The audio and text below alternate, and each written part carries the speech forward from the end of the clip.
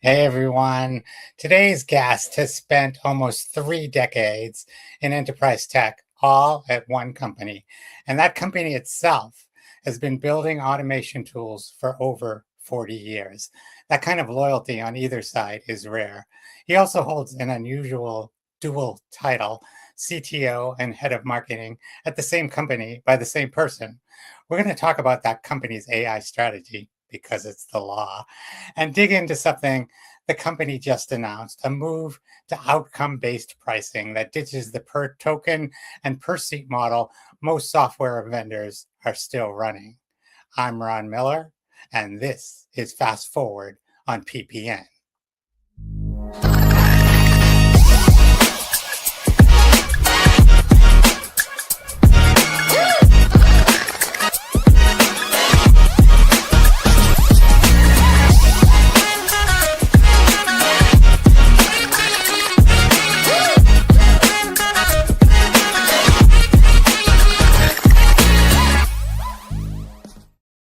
Yeah, love that opening. Don Schureman is CTO and head of marketing at Pega, a role he's held since 2014, but he's been with the company since 1997. Pega itself has been in the automation and workflow business since 1983. Don, welcome. Hey, Ron, it is good to be here. So, I want to start with a longevity question. In an Yeah. industry built on job hopping, frequent layoffs, and reinvention, what's kept you at one company this long? Well, three things. One, the tech, right? We get to sort of be at the cutting edge of everything. That was mobile when mobile was the thing. That was what we used to call AI, machine learning, predictive analytics, the kind of statistical models going back about 10 years ago. And today that's large language models. So sort of being at the front of what's going on in technology. Second is the problems. We work for really big clients, and we solve, as I like to say, we do the decisions and workflows that they can't afford to screw up, right? So like it means we're dealing with high volume, high stakes, things that really impact real businesses, but also real people. And I think it's nice to sort of be in that space where you're getting pragmatic use out of the tech. And then finally, the people. I get to work with really cool people from our, as he calls himself, founder and still CEO Alan, down to the members of the team that I work with on marketing. And they're people that I really respect. And frankly, I'm just happy to see every day when I come to work. And that also keeps me around. So, that kind of tenure means that you've watched a lot of next big things Yeah. come and go, and seen them up close. You mentioned some of them, in your answer, but what's different about AI in your view in this generation of AI? Because as you said, we've been kind of moving evolutionarily in this direction. So I think it's one of those cases where there is a lot about AI that is very similar to a lot of technology shifts we've been through before, in the way that we adopt it, in the way that potentially its changes aren't immediately apparent and show up in different places maybe than early prognosticators expected them. And in the way that, I think the actual end solution ends up sort of taking and merging AI with the previous technologies that have kind of existed and come before it. But I also think there's a lot different. I think the speed of adoption, and I think in the way in which AI has been much more of a hands-on technology, right? When cloud became the thing, it wasn't like your board members were going home for the weekend and playing with AWS cloud services, Yeah. coming in and No, saying, certainly not. "Hey, I think we should be using this everywhere." But with AI, like everybody is an expert. Everybody has used GPT. Everybody is now using Claude. So I think there is much more of sort of this pressure from the top and from the bottom to actually figure out how this fits into the ways that we work and really changes the ways that we work. So, you hold two jobs, which is an interesting pair of jobs: chief technology officer and head of marketing.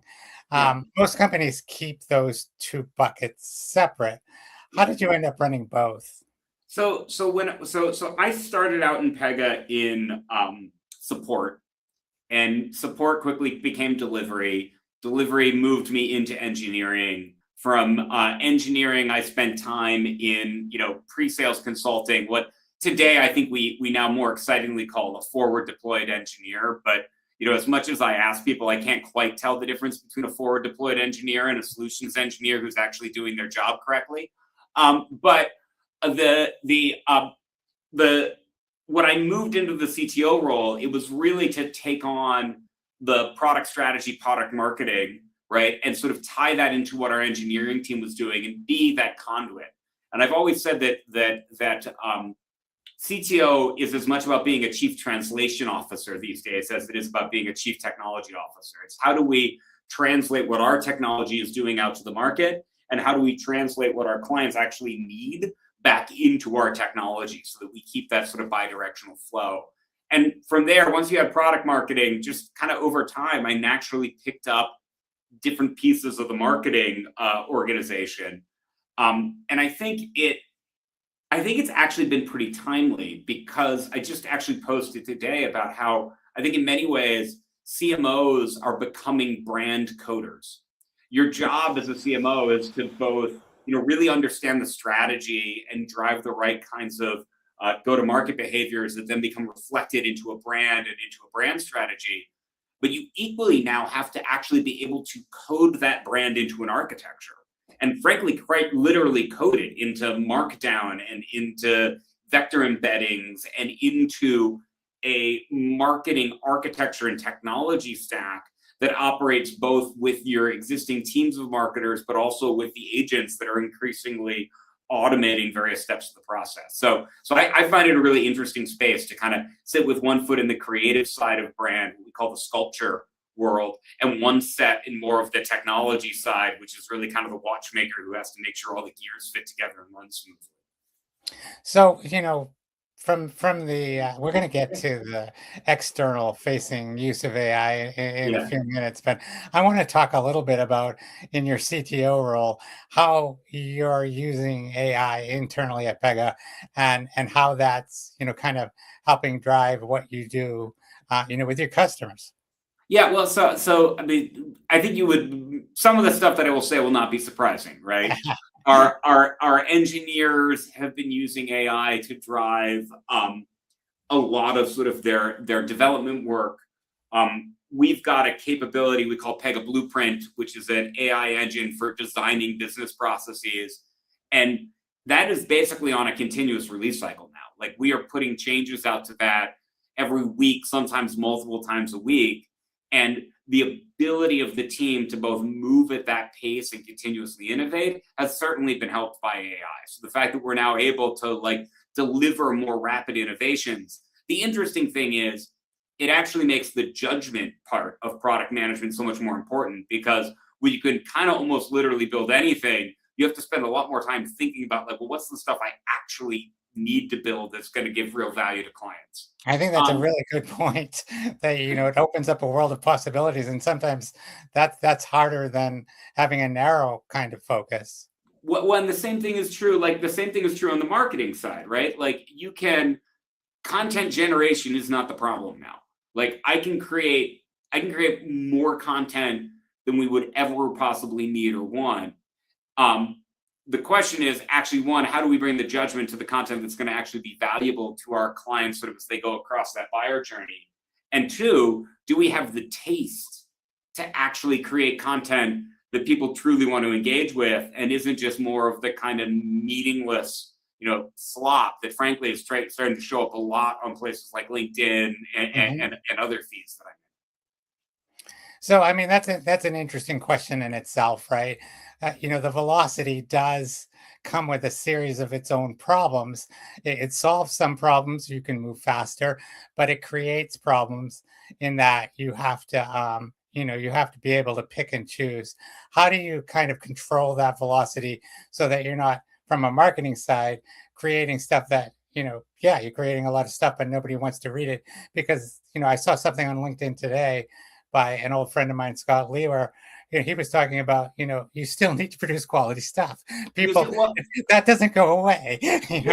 Well, I think one of the things that we're thinking about, and this is true for both marketing, but it's actually even true for some of the stuff that we do with our clients with Blueprint. I think people people have mistaken velocity for a differentiator when Mhm. velocity is really table stakes. Like at this point, being able to move fast, whether it's build marketing content fast, or in our case, help a client quickly redesign and deploy a new business process that has more automation and more capability baked into it. The velocity, yes, we want to do it, but it's a table stake, right? To me, the more interesting question is, can I help you with AI, not just design a process faster, but can I help you design a better process? Can Right. I actually get you so that the end product that you will deliver is of higher quality, has more automation, is a better customer experience, works more effectively across all your channels? Can I actually get you to a better quality outcome with the help of AI, not just a faster outcome? Right? Because I think all of us now are learning how to move fast. The differentiation is going to be both in terms of the marketing content, but frankly, in terms of the software we deliver, which is it better? Am I actually getting you better quality? And I think as a workflow company, you bring up something really, really important. And that's that, trying to slap on AI on a bad process is not going to make that process better. It's going to make maybe it a little faster, but it's not going to make it better because you're going to be incorporating all of the same problems that you had in that process before, right? Well, and in the spirit of everything old is somewhat new again, I want to remind people, didn't we learn that lesson with RPA? That going around and slapping a bunch of bots on broken processes, like, can maybe feel like we're doing stuff, right? I kind of view it as like the equivalent of patching potholes, right? We both live up here in New England. You can go around and patch a pothole, but you know what? I guarantee you go through one winter and you come back and that patch is going to be gone and the pothole is probably going to be worse than it was before. And eventually, if you want to make things better for people, you need to think about where does the road really need to go? And are you actually paving and building the right road for people to run on? Yeah, that's a great analogy. You should see my neighborhood. It's just a series of patches that break down. Um, you know, I think that sort of brings us to the human element. And you recently did a video on LinkedIn where you talked about Satya's recent memo and the importance of human capital to the quality of AI. And I think it's an important distinction given some of the hype around AI replacing jobs. And, certainly Microsoft has been involved in that hype. But where do you see us as humans fitting into the equation of an AI fueled future, given all that? Well, like I think I am not one of the people who stresses out about AI developing a consciousness and right, like I it is a powerful tool. It is a tool that probably has more power than any tool I've seen emerge in my lifetime anyway. I wasn't around for the Industrial Revolution, right? So I don't know how people felt when they suddenly started seeing steam engines everywhere, but like it definitely feels very earth-shaking, but it is a tool. Like AI is a tool for humans to use.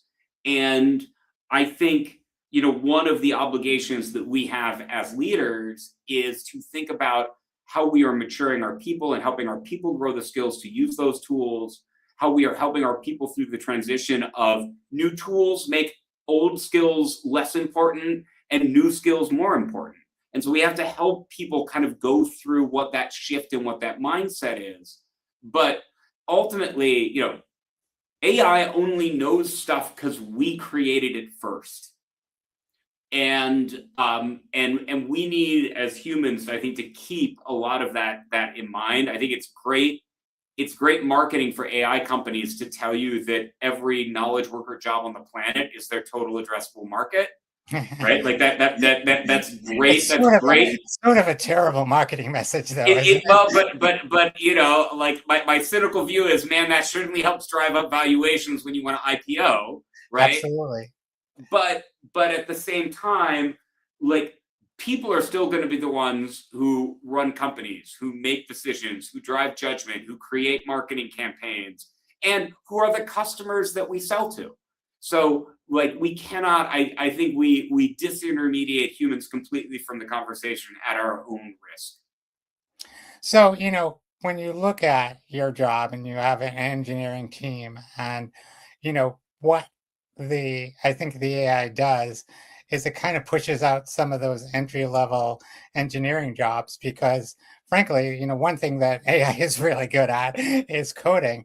Yeah, And the question becomes, and it's something that I've written about a fair bit, like how do you create those entry level positions because your experienced people are going to move on. I've likened it to a sports team. You need those young players to be coming along because sooner or later your veterans are going to age out, right? And yeah. so you have to think about how do I create a new generation of workers, whether it's marketing, whether it's engineering, whether Yeah. it's finance. And I'm wondering how you guys are thinking about that at Pega. Yeah, I think one of the things that I've noticed is the people who are most effective with using these tools are the people who actually have already built the craft, right? They've spent 10 years writing code. They've spent 10 years writing marketing copy. They've spent 10 years building financial statements or doing data analysis.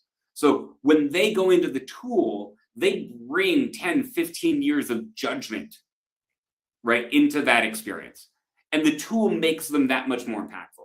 And I think I do have a real worry of, if we disintermediate people from building up that judgment, right, from doing some of that entry level work, like of just like, man, hammering through 15 different options for copy lines or banging out, a whole bunch of scripts to automate your overnight build, right? Like those, if we take some of those roles away, how are we building that foundational and understood knowledge, right? And I don't think, by the way, I don't think I'm saying anything profound. I think like people in the legal profession have been saying the same thing, right? You work forever as an associate, and yeah, it's sometimes really tough work of just grinding through case histories.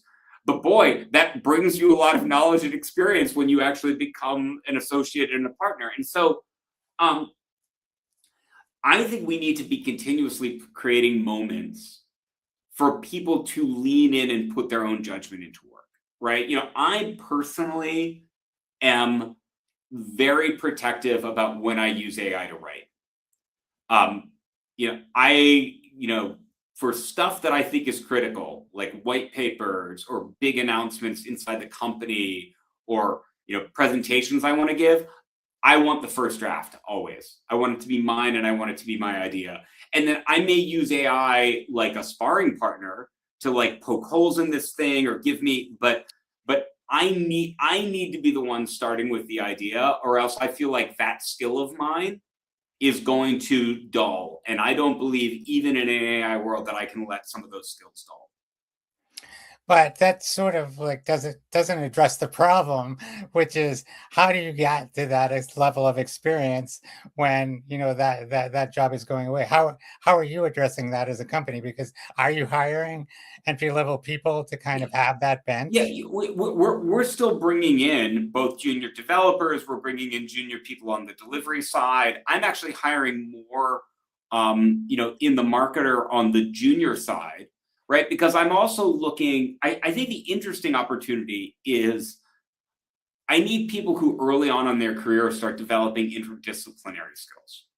And I think one of the interesting things that I think may happen. And by the way, I worry that anybody who tells you definitely what's going to happen, like is lying to themselves because none of us really know. But No. I think one of the things that may happen is we will see less and less career ladders that look like more and more specialization. Because a lot of career ladders are traditionally geared towards specialization, right? I get into an area and then I get more and more specialized. Like I come in and I get into marketing and then I become a copywriter and then I manage a team of copywriters and I become really expert in sort of this area. Whereas I actually think over time, AI is going to reward more broadness. It's going to reward people who come in and actually build depth of like, yes, I worked in marketing, but I was a product marketer. And then I did competitive analysis. And then I did brand work. And then I wrote some copy. And by the way, I also picked up some coding skills and I understand how agent architectures work. And now I can put all that together to build a system. And I think the opportunities for people coming in is bringing some of that interdisciplinary skill of like, yes, I'm natively savvy in the technology, but I'm also going to dig in and actually learn the craft that I want the technology to do. So I want to shift gears for a second here, Don, and talk about your new pricing model. You moved away from a token and seat-based pricing approach to charging what you call per case. Yeah. And why is your company taking this approach when the cost of tokens are taking center stage and somebody has to pay for this? So yeah, and I just want to be clear. In some cases, this isn't a change for us. So Right. we started doing per case pricing almost a decade ago, because we kind of realized that in our world, if our job is to automate more and more of the work, if we're doing our job, you should actually need fewer seats of our software over time. Right. And so we wanted to make sure that both the value we were getting and the value the customer was tied to a shared metric. And to us, the best metric for that was, well, how much work are you asking the system to do?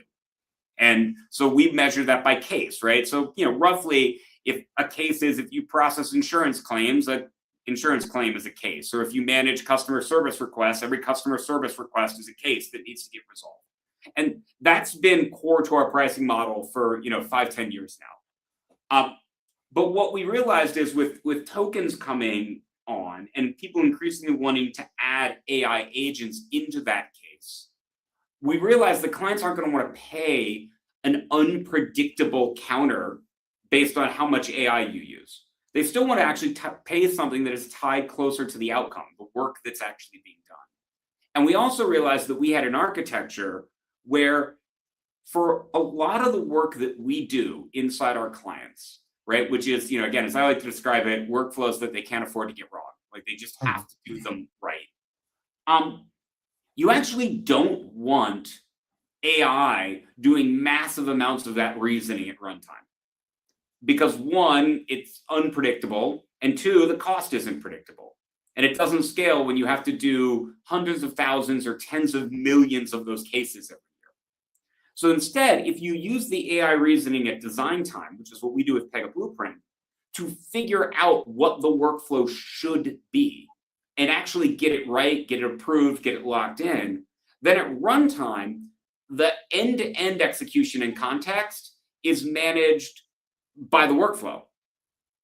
And the agents are just doing small tasks inside the workflow. What that means is the context window that I have to pass to the agent is very, very small. I don't need to pass the agent the full context of the workflow. I don't need the agent to carry every step of the workflow at every subsequent step. So that smaller context window then leads to less drift, so less risk of the agent getting wrong. But it also means the agent isn't looping through reasoning tokens again and again and again at every step. So when we ran the numbers, we realized that we could actually charge people a simple uplift based on the number of cases that they do, and felt pretty confident that they could deploy as many agents as they want inside that workflow, and we would keep the token costs in range. So that's what we've done. So, I mean, I've talked to other, software company executives who have talked about the cost of tokens, and they can't absorb them forever. So somebody has to pay for them. Often people are talking about outcome-based pricing. Yeah. You seem to have a system where the outcome is maybe a little bit better defined, but agents in themselves, by their nature, seem to create a little bit of chaos in that. And I'm wondering, how do you ensure that you're not going to be undercutting yourself by going to this set price? Well, again, what I want to do, agents become more unpredictable the bigger context window you feed them. And so and I'm going to get a little technical here, but if I've got a workflow and that workflow has like 30 steps, right? And step one, I have to feed that agent. For an agent to reason through that workflow, it needs 2,000 tokens at the first step. Well, the second step, it needs 2,000 tokens plus the 2,000 it had at the first step. At the third step, it needs those 4,000 tokens plus 6,000, right? So now the total number of tokens the agent is processing grows quadratically if I have the agent reasoning through the whole workflow at runtime. That's where I get high costs. That's also where I get high unpredictability. But if instead I use the agent at design time and I design that workflow out, then every step in which I call an agent, I'm only passing it the context information for that step. I'm just handing it 2,000 things here, and I'm giving it a very specific thing to process. Go find data in this document, or go summarize the previous 10 interactions we had with this client. I'm giving it a very, very specific instruction. So small window, specific instruction, less chance of the agent spinning off and doing a bunch of stuff I don't want it to do, less chance of it leading to an outcome I don't want, and less chance of it leading to a cost I don't want. And that's the mechanism, again, that we did some mathematical modeling. You can actually see it. We showed our math. It's on Pega.com. There's like a token cost calculator. Like when we do that modeling, we see very much of the distinction, and we feel pretty confident of our ability to maintain margins even while offering this to our clients. So that unpredictability that you just talked about, you think that you can control that once? Well, I think I can shift the unpredictability primarily to design time. If I'm a bank and I have a workflow that handles fraud, I actually don't want to be figuring out what to do every time I get a new fraud alert. I want to figure out how we handle fraud alerts once, and I'm going to use AI and lots of agents and lots of reasoning to do that.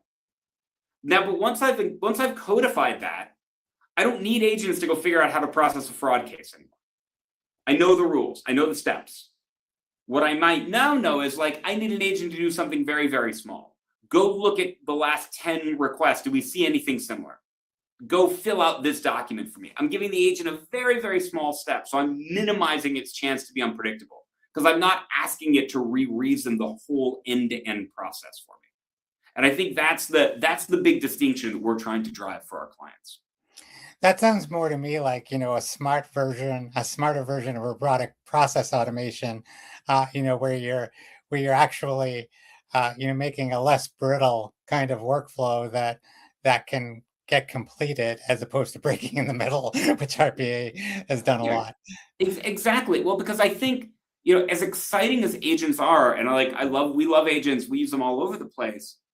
It doesn't change the fact that lots of work that a business does is still pretty darn deterministic, and we want to keep it that way. So there's no point in trying to engineer determinism into something that is inherently probabilistic, where I can just run it in a deterministic technology. So, we only have like 3 minutes left. So I'm going to ask you a question that I asked Aaron Levy on my prior episode, which is, you spent your whole career. Aaron spent his whole career at Box, right? He founded his company in a dorm room. He spent the next 20 years building his company and taking it public and doing everything he did. You've spent your whole career at one company through multiple technology shifts. Do you ever see yourself doing something else? Someday I'd love to go teach. I was a physics and philosophy major in college. There was a path in my life where I thought maybe someday I was just going to end up a philosophy professor. But tech was really exciting in the 90s, and I got into it and never looked back. But there's part of me that someday would like to actually go back into that world, and especially given how I think interesting AI is going to be in terms of how we communicate, how we build, how we market. I'd love to eventually be able to sort of take some of the stuff I've learned in the business world and turn that into some real life kind of teaching. So if I ever did something different, that would be really interesting to me. So I'm curious, you're going back to your philosophy background, if that comes into play in your current job, and how that's kind of influenced your career, especially with AI, which, you can look at it from an ethical standpoint, you can look at it from a lot of different philosophical kinds of approaches. And I know Anthropic even has a philosopher on staff. A philosopher and an ethicist. To be quite honest, and this maybe I don't mean to cop out, but I think I'm more interested in what I call the real questions about AI than the big questions. And the real questions to me are like, how do enterprises actually even use this stuff? Versus, is AI going to become conscious, and are we being nice enough to our AI models? I don't know. They're giant pattern generation engines. I don't think we need to be polite to them. Although it's just good to be polite in general, right? But the thing I do bring from philosophy is an approach to problem solving.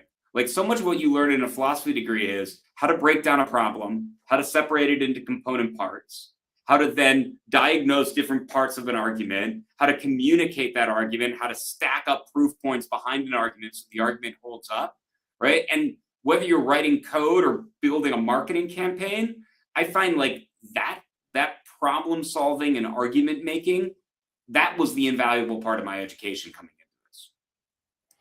Well, Don Schureman, thank you so much for being a guest on Fast Forward on PPN.